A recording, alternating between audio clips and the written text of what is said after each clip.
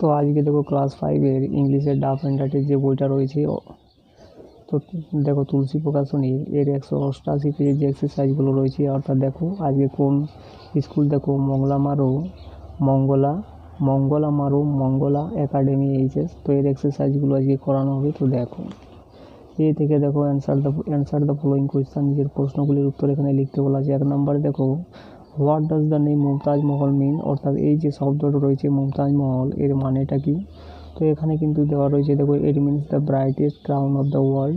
তো উত্তরটা আমরা এইভাবে লিখবো, দেখো the Mumtaz Mahal means the brightest crown of the world. 2 নম্বরে দেখো what did Shahjahan promise Mumtaz মহল, অর্থাৎ মুমতাজ মহলকে শাহজাহান কি প্রতিজ্ঞা করেছিলেন।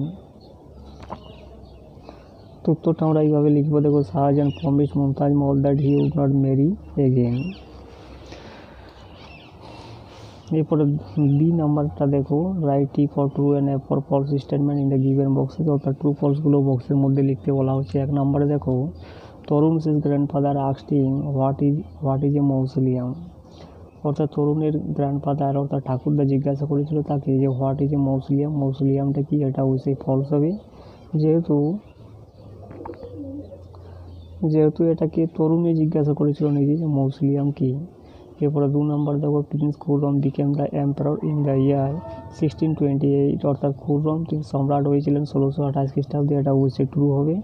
এরপরে সি নাম্বারে দেখো ম্যাচ দ্য ওয়ার্ডস ইন কলামে উইথ ওয়ার্ডস ইন কলাম্বি, অর্থাৎ কলাম্বির সাথে কলাম্বির শব্দগুলো এখানে ম্যাচ করতে বলা হচ্ছে। তো এম্পারার মানে সম্রাট, যেটা হয়ে যাবে the rural of an empire, অর্থাৎ সাম্রাজ্যের শাসনকর্তা। আর গ্রেভ যেটা হয়ে যাবে হোল, ইউজুয়ালি রেক্টাঙ্গুলার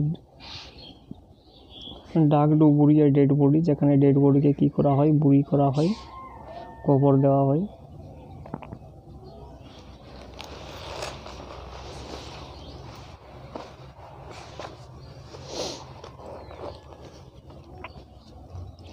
এরপরে 2 নম্বরে দেখো গ্রামার অ্যান্ড ভোকাবুলারি 2 এর থেকে দেখো fill in the blanks with appropriate article দিয়ে এই ব্ল্যাঙ্কগুলোকে পূর্ণ করতে বলা হয়েছে। 1 নম্বরে দেখো mister Basu is an M A থাকলে কি বসে, অ্যান বসে। একইভাবে দেখো টেলিগ্রাফ রয়েছে, এটা হবে দা। তাহলে সমীর শেষ ফাদার রিডস দ্য টেলিগ্রাফ।